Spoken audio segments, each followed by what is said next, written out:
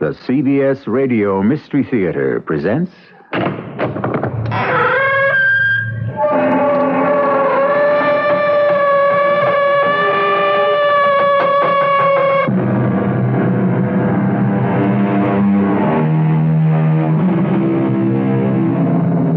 Come in. Welcome. I'm E.G. Marshall. Power. The possession of sway or controlling influence over others. Control, authority, influence, ascendancy for the personal, social, or political. That is a definition of power. And the story we're about to bring you concerns one particular exercise of it.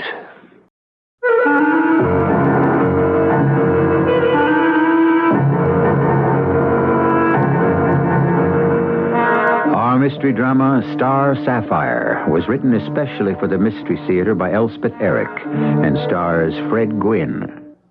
I'll be back shortly with Act One.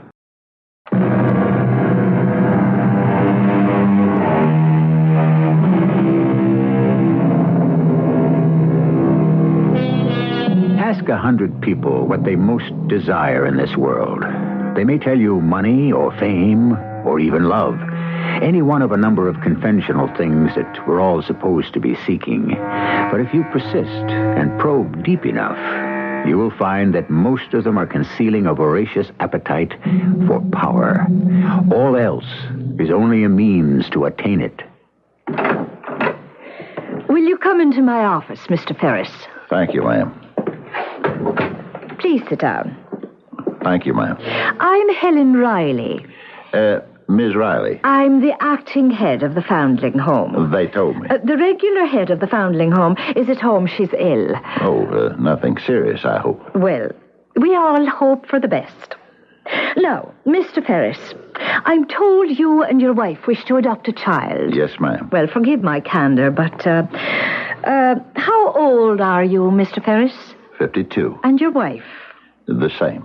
Well, aren't you both a little beyond the age thought proper for taking on the responsibilities of a child? Well, we got a nice home. Oh, well, I'm sure you have. We live out in the country. I'm a truck farmer. The house belonged to my father. My wife and I moved into it when we got married, and we've lived there ever since. I've kept it in good repair. There's a church about 5-6 miles down the road, and Bessie and I attend regularly. Oh, well, I've been told nothing but the best about both you and Mrs. Ferris. But to take a little child into your home... Oh, we wasn't thinking of a little child. Oh? We was thinking more of a young girl, 16, 17, somewhere in there. I see. I've always heard it's the older children that have a hard time finding a good home. Well, yes, that's true, but... And someone about that age would be company for my wife. You see, Bessie's an invalid, more or less. Well, now, Mr. Ferris, we've had requests like yours before, and they often haven't worked out. People have been willing and, in fact, anxious to take a young person into their homes and make servants out of them. Unpaid servants. Oh, we got no such idea as that. My Bessie may be in a wheelchair, but she gets around right smart. She's done all the housework, cleaning and cooking ever since she had her stroke. And that was 10 years ago. She don't like the idea of anybody laying a hand to anything. Well, then why would you want to adopt a child? Because I worry about Bessie. You see, I work from sunup to sundown, and Bessie's alone in the house. Besides, we need somebody to leave the farm to. A girl of 16, 17, she could inherit. And she'd be about the same age of whatever child we might have had if the Lord had seen fit to so bless us. Well, I don't know. Isn't it better than living here in an institution? Seems to me a place like this isn't much better than being in jail. No offense to you, ma'am, of course. Would you like to see the children? Oh, I don't need to. I already know the one I want. Oh? You do? I've seen her other times when I was here. I talked to her a little bit. Her name's Edna. Oh, yes.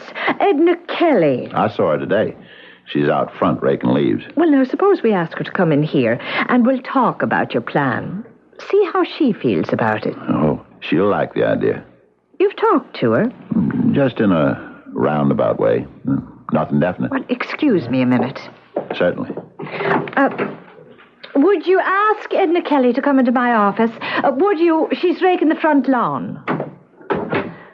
I think, Mr. Ferris, that we'd best not rush into an adoption. If you want to take Edna home for a trial period, and if she wants to go with you, and if your wife approves, well, then perhaps we can work things out. Now, I don't want to stand in the girl's way. She's been institutionalized for so long, her entire life. Well, no one ever wanted to adopt her. You see, she has a slight deformity. Her left hip, I suppose you noticed. It makes no difference. Maybe we could have it fixed. Well, that would be wonderful. And, of course, she's never been a pretty child. Oh, makes me no never mind. Oh, come in, Edna. Edna, dear, this is... It's Mr. Ferris. Oh, have you come to take me home with you, Mr. Ferris?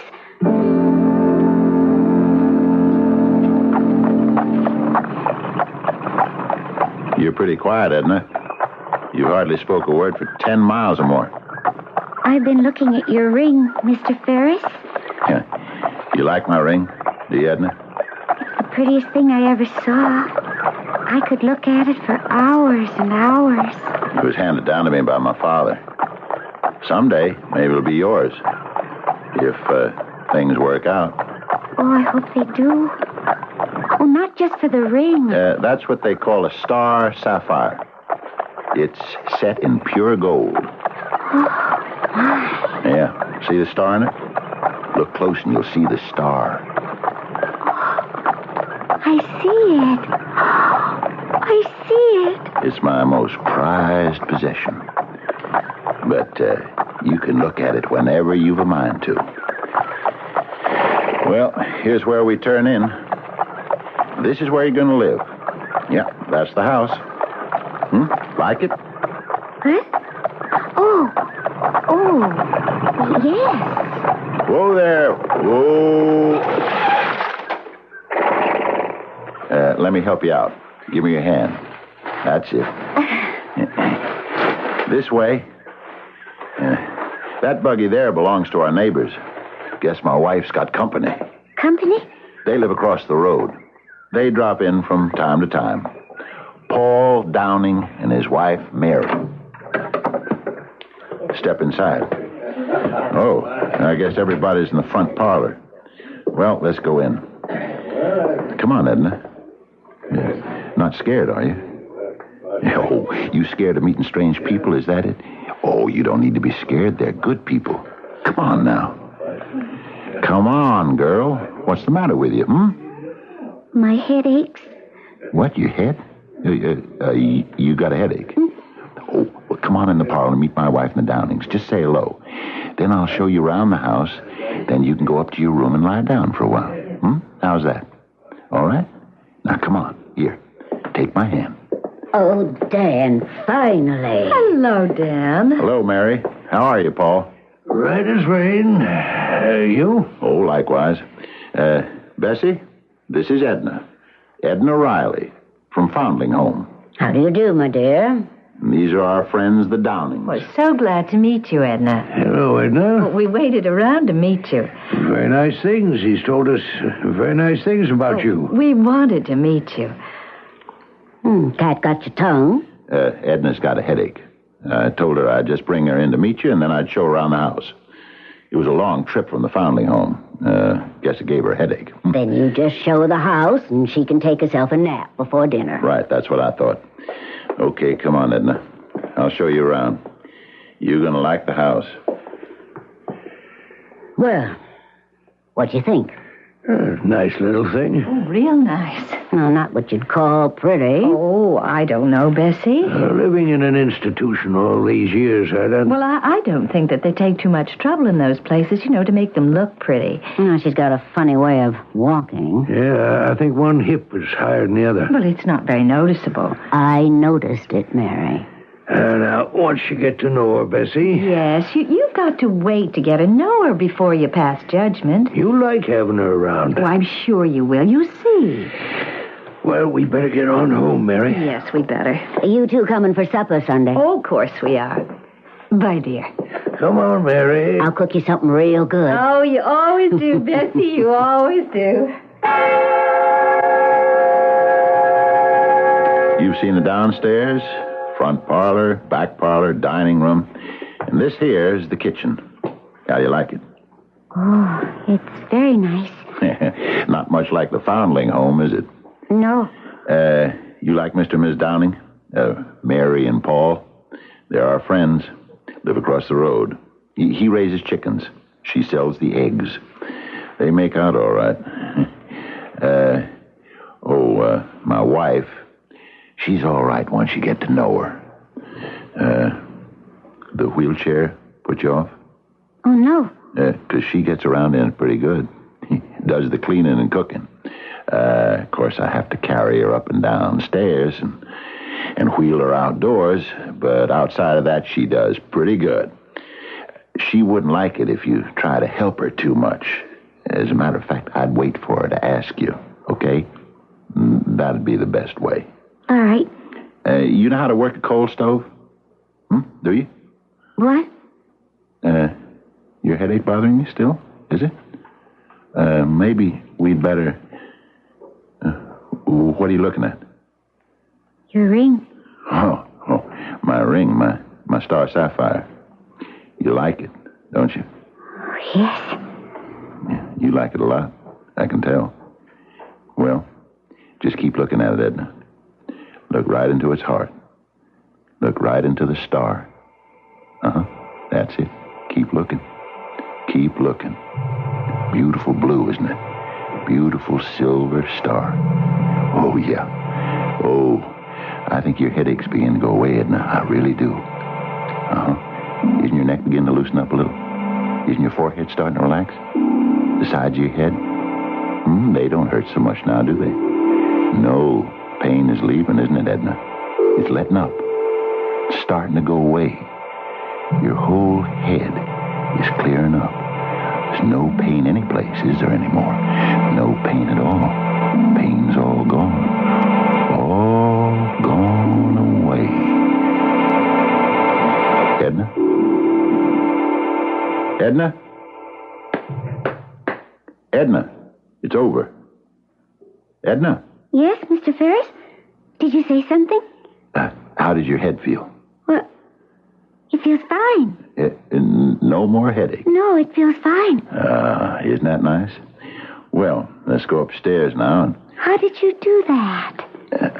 I didn't do anything. You made my headache go away. What did I do? I don't know. You remember anything except the ring? I don't remember anything except the ring. Then the ring did it. The Star Sapphire did it. Well, let's go upstairs now, and I'll show you your room. It's not a very big room, but I think you'll like it. Of course, you know that Daniel has dispersed Edna's headache by means of hypnosis.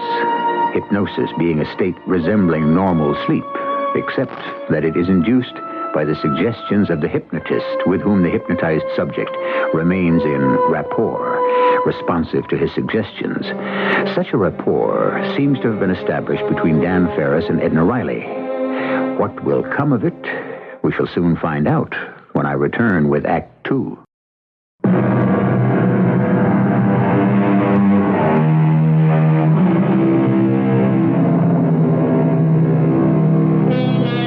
To tell you a bit more about the phenomenon of hypnosis, anesthesia, blindness, hallucinations, and paralysis may be induced by suggestion in the hypnotic state, and suggestions of curative value may also be accepted. I trust that this explains to your satisfaction Dan Ferris's ability to dispel Edna Riley's headache in Act 1.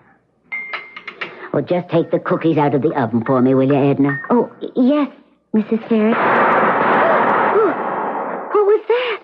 It sounded like a gun going off. That's what it was. Just Dan. Well, what was Mr. Ferris shooting at? Oh, rabbits, most likely, or squirrels. We don't get much in the way of meat around here. Plenty of vegetables, but not much meat. So we have to make do with what's on the property. Rabbits are pretty good if you know how to cook them. Oh, I wouldn't know how. Well, I'll teach you. Guns scare you, I have never seen a gun. That's a .22 rifle Dan's using. They're easy, very light. Maybe you'd like Mr. Ferris to teach you. Oh, here he comes now. Got himself a nice big jackrabbit. Here's your dinner. Oh, poor thing. Poor rabbit. Now, don't go getting upset. When it's fried up, crisp for dinner, you'll appreciate it. Know what I saw out there? Great big snapping turtle. Snapping turtle? Well, that's good meat. Oh, big fella. Like to get a shot at him. Edna here thinks she'd like to learn how to shoot. Yeah? Would you, Edna? Well, that little old .22 is just about the right weight for a young girl. Well, we'll think about it. Maybe just practice a little. How would you like that, Edna? Sure she would. Gets pretty monotonous staying inside all the time. Tell you what, Edna. Tomorrow we'll set up some bottles on the fence and let you take some shots at them. Yeah, you got plenty of old bottles, haven't you, Bessie? Oh, plenty. Plenty of old bottles. Maybe I'll come outside and watch. Well,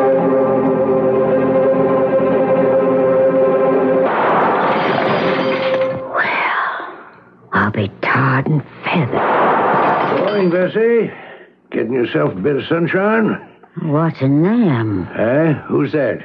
Dan, that girl, that Edna. You see him? What are they doing? Shooting bottles off the fence? That's what she's doing. Dan's teaching her. She's pretty good at it. Well, she's better than that. Well, Mary sent me over to ask, are you expecting us for supper on Sunday? Of course I am. Mary thought maybe with a young girl here, it's only been a short while. She's fitting in real well. She eats with us. Yeah, then we'll be here around 5. Huh? Paul, that you? Morning, Dan. How are you? How's Mary? Oh, both doing well, Dan. I've been watching you with that young girl. Would you believe she's never fired a shot in her whole life? She has never touched a gun. Well, to tell you the honest truth, no, I wouldn't. How'd you manage to teach her so fast? Yeah, how'd you do that? My secret. Now, Dan. No fooling now. See this? Your ring? My Star Sapphire. That's what does it. Oh, how could it? Well, all by itself, it couldn't. But when it's got the power behind it. What power are you talking about? I don't know as I should tell you. Dan. Well, you've got to tell us. Well, I've been reading up on this thing they call hypnotism. Seems it's not so hard. You get the subject. That's the person you aim to hypnotize. You get this person to look at a certain object and keep looking at it, not taking their eyes off it. And you tell them they're drifting off. Drifting off? Where? Drifting off to sleep. Huh? Only it isn't really sleep. It's more like a trance. Once they're in a trance, you can tell them to do anything. And they'll do it? You mean they'll really do it? Yep. No matter what? Yep. Well, I'll be... Well, how did you find out you had this here power, Dan? Well, remember when Edna came home with me from the foundling home? Yeah. Remember she had a headache that night? Yeah, I remember. Well, when I was showing her around the house, we were in the kitchen, and I saw she was staring at my ring, my Star Sapphire. And I thought, this is a good time to try out my powers. So I told her to keep staring at the ring, and pretty soon, she was like in a trance. And I told her that her headache was going away, disappearing. Yeah? And when she came out of the trance, it was gone. What if she'd stayed in the trance? Oh, I brought her out of that. Nothing to it. How do you do it? Like that. And she's out of it. That's all? That's all, Bessie. Because I've got the power. It's hard to believe. Well, if you've got it, you've got it. You haven't? You haven't. Well, wait till I tell Mary about this. She'll never believe it. Well, I'll see you both for Sunday supper. Sunday supper. See you Sunday. Wait till I tell Mary. Dan, You want me to wheel you back in the house, or you want to sit out here for a spell longer? Now, you tell me again. You get this girl to look at your ring. Yeah. Well, right into the heart of the star. And she starts to go into this trance. Trance state, they call it. And while she's in this trance state, she'll do whatever you say. Is that it? That's it. And that's all there is to it. It was while she was in this state, this trance state, she shot all those bottles off the fence. That's right. Oh, holy Moses. I left her in the trance state. I told her to wait for me. I'd be back. I'd better... Wait a minute, Dan. Wait a minute. Now, let us stand there for a minute. If you got this power... Oh, I got it. I got it all right. If you can put people in this trance state where they'll do whatever you tell them, then use it. Use it on me. What? You've got the power. You've got the ring. Use both of them for me. I don't know exactly what you mean, Bessie. Make me get up and walk. Why, Bessie... Get me out of this wheelchair and on my feet. Make me walk. You said you had the power. Well, show me. Show me you got it. You've been spreading it all over that young girl, that Edna. How about using it on your own wife? How about letting me have the benefit of it? Well, I don't know. Bessie, I just never thought about it. Well, think. And let's do something. I will. I'll think about it. I'll see what I can do. Now I'd better go and get that poor girl. She's just standing there. Poor girl. What about me?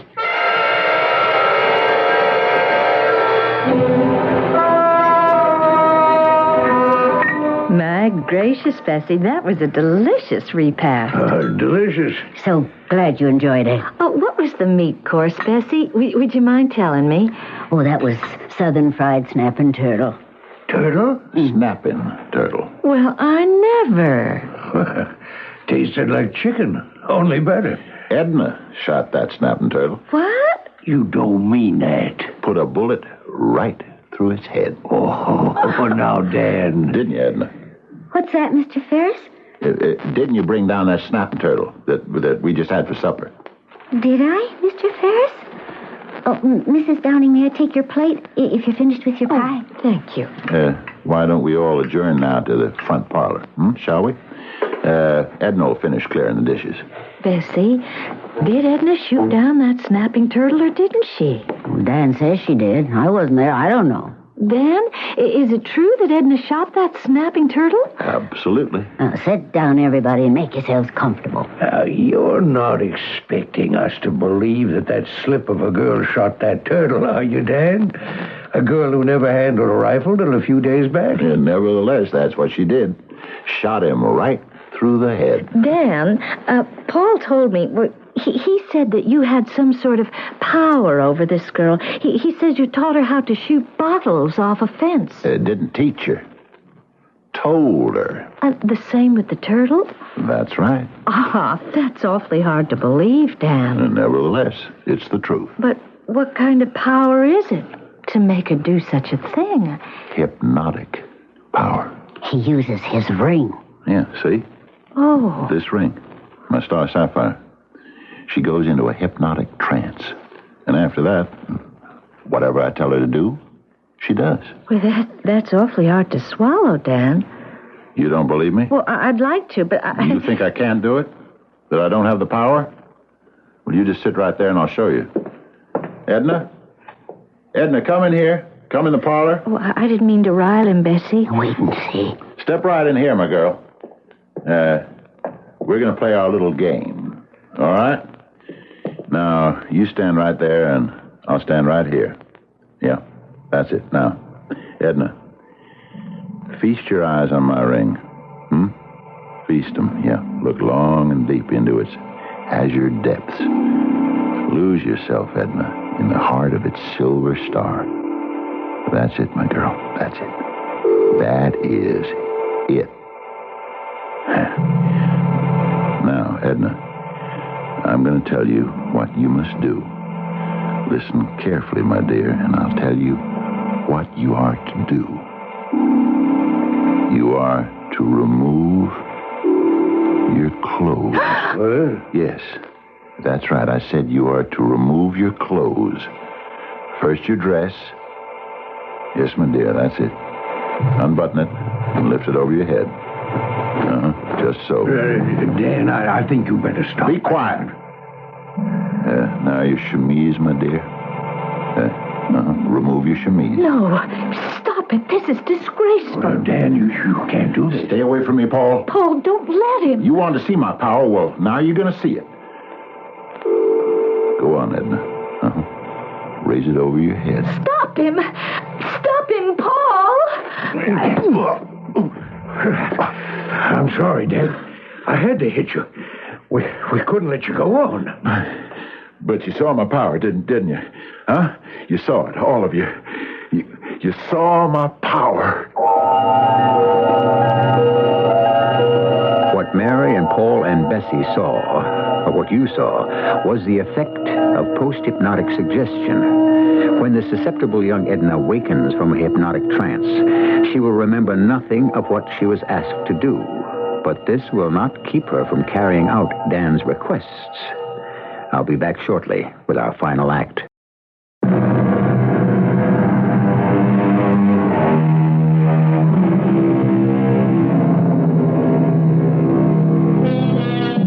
Remember back to the start of our story when we told you that it would concern the exercise of power, one person over another, or one person over more than one other.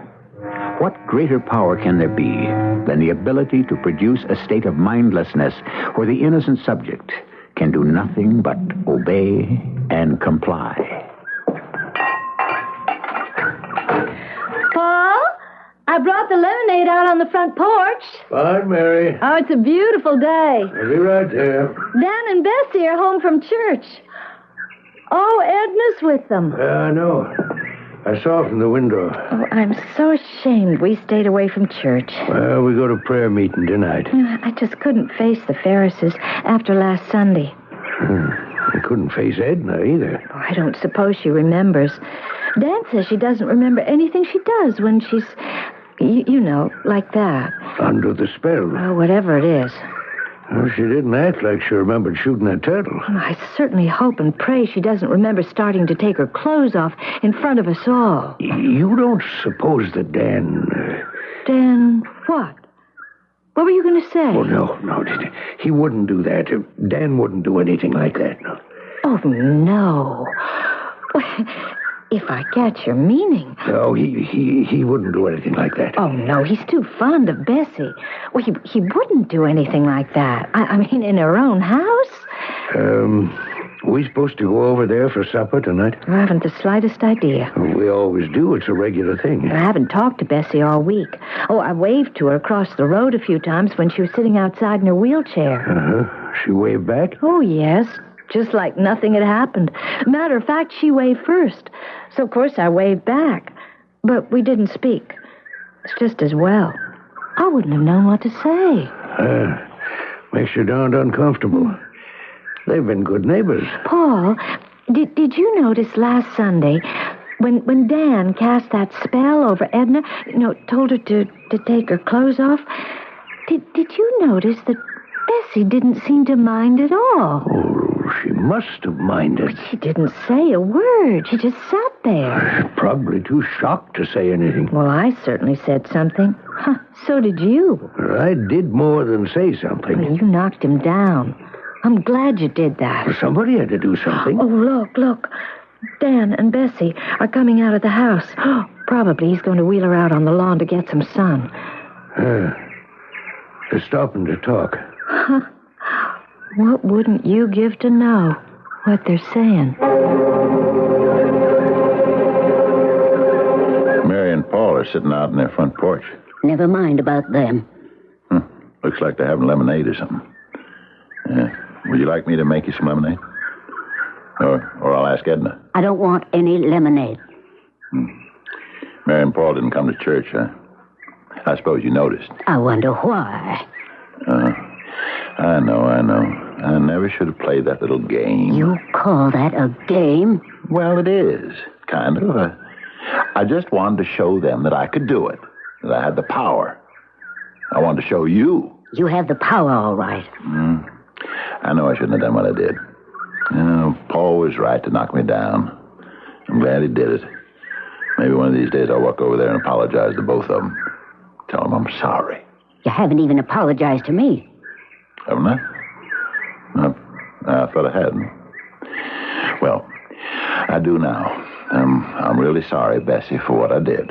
It was wrong of me. I know that. I didn't know it then, but I know it now. Oh, never mind all that palaver. I'd apologize to Edna, too, but she doesn't remember any of it. Well, that's a blessing. Yes, it is. It really is. Well, how'll it be if I wheel you out in the lawn?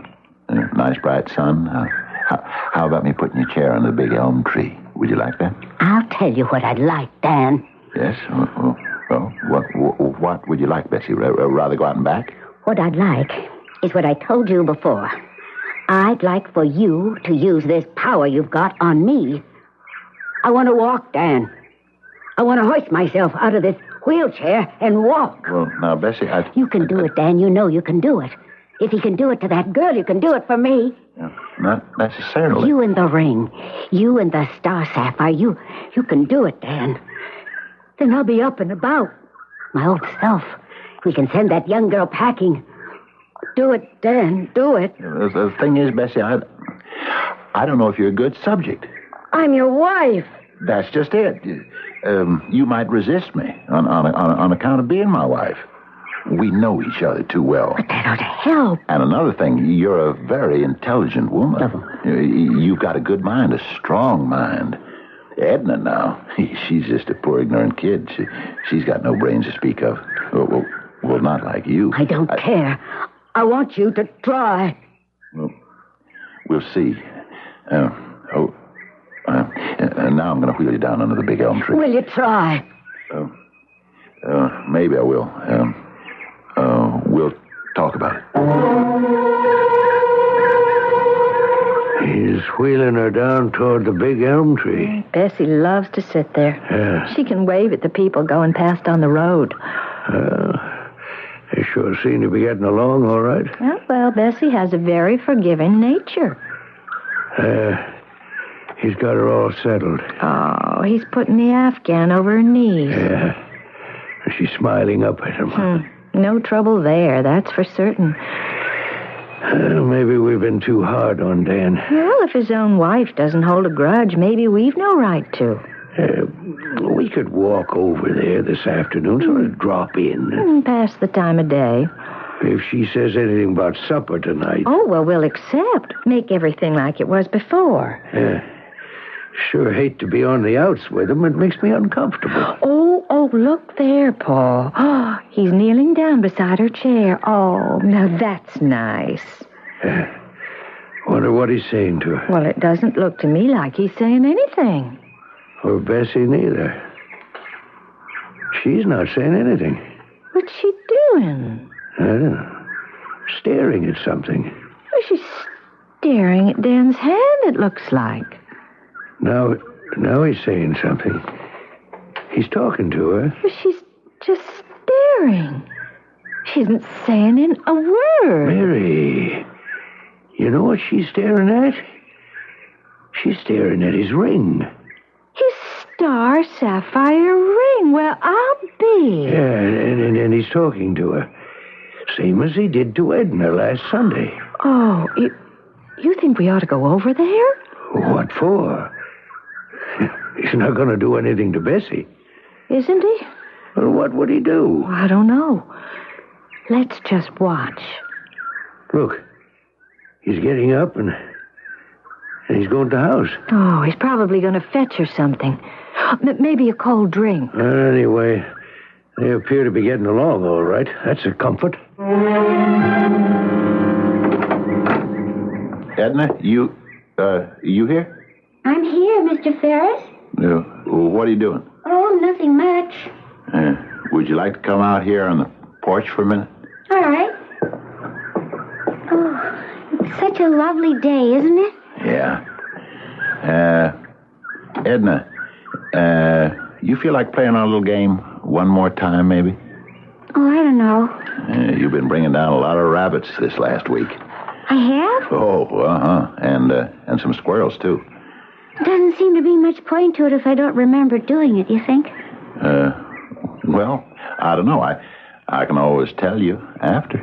I guess. It makes me feel very proud. Really? Does it? Oh, proud as anything.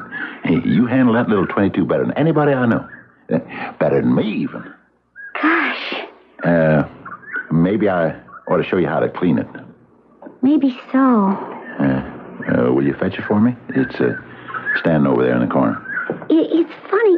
I don't remember what I do. Well, that's because you're in the trance state. You don't come out of it till I clap my hands and tell you to. There. Okay, now, let me show you about this rifle. All right. No, Edna, before I do that, let's play our little game just one more time. All right? If you say so. Okay. Now, let me just test my power one more time. Look deep into the ring. That's it. Keep on looking. That's right. At the blue of the sapphire. Look deep into the star. You're sinking into the deep heart of the star, aren't you, Edna? Huh? Right? Your eyelids are getting heavy. You feel drowsy. You feel like you're falling off into a deep sleep. Drowsier and drowsier. Yeah. That's the way. Sleepier and sleepier. Oh, yeah. Now, I'm going to give you the rifle, Edna. You're going to take it in your hands.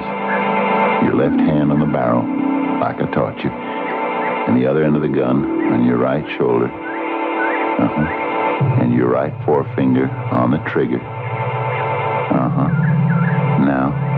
Now then you look through the sight. Now, down there, beneath the big elm tree, you see somebody's head.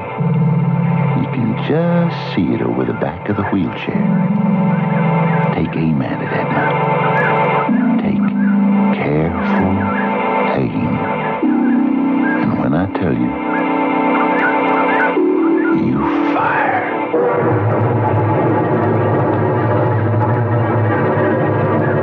Now he's got Edna out on the porch. They're talking together. Well, he's doing the talking. She's getting the 22. She's giving it to him. Oh, I hope he doesn't take her out shooting rabbits again. They've been doing it all week. That gun going off all day. Oh, drives me crazy. He sure spends a lot of time with that girl. Now, Paul, we weren't going to scandalmonger. I didn't necessarily mean anything like that. As long as Bessie is content. Well, she seems to be. Oh, look at her, sitting under that old elm. I think she's content. Lonely, maybe, but she seems happy. What do you say we go over there and keep her company? Say we're sorry for neglecting her this past week, huh? Sort of make things up between us and them. Oh, yeah, let's do that. Paul's got Edna heisting the gun to her shoulder. If I hear one more shot this week, I swear I'll scream. She's sighting it. Oh, come on, let's hurry up, Paul. Funny to be taking a shot from the front porch. Maybe a rabbit in the front yard. A squirrel, maybe. Or a chipmunk. Run! That's Edna screaming. Edna, it's us, it's the Downings. He told me. He said, do it. Oh, we're here, Edna, we're here, honey, we're here. Good Lord. He said, take the gun and point it at her head. I remember. He said, look right there. You can see it just behind the back of the chair. He said, point the gun straight at it. And when I tell you to, you fire. And I did. I remember I did it. I did it. Edna. I did. Oh. I aimed the gun at her head, and then he said, "Now fire." And I did. I fired. You fired at Mr. Ferris, Edna.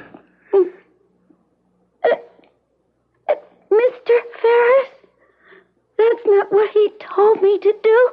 What he told you to do, Edna, you couldn't do.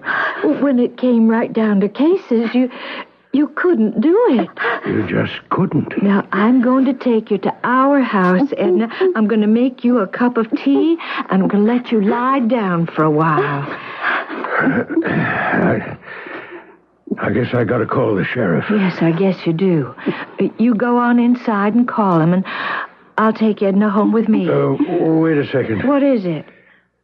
There's one thing we got to do first. Either you or me has got to do it. What's that? Tell Bessie her husband's dead.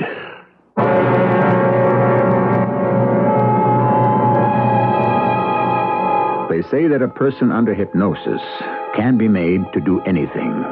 Anything, that is, up to a point.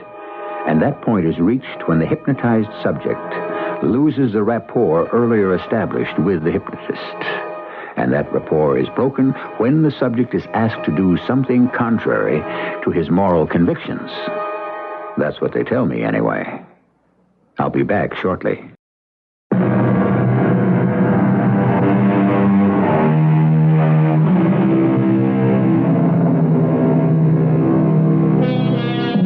Very susceptible subjects who have been frequently hypnotized may spontaneously drop into self-hypnosis without the agency of any hypnotist at all. For my own part, I intend to have nothing whatsoever to do with hypnotism. Were I to hypnotize myself, who knows what I might tell myself to do?